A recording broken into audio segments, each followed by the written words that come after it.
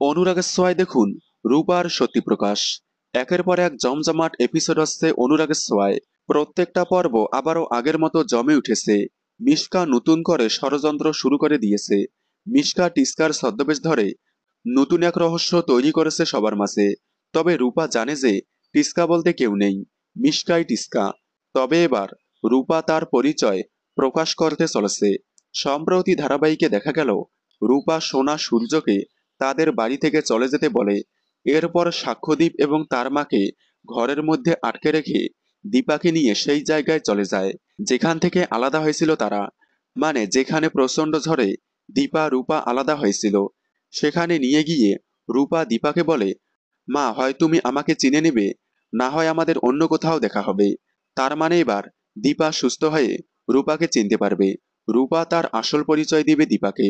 সব মিলিয়ে জমে উঠেছে অনুরাগের ছোঁয়া। আগামী পর্বগুলো আরো জমজমাট হতে চলেছে।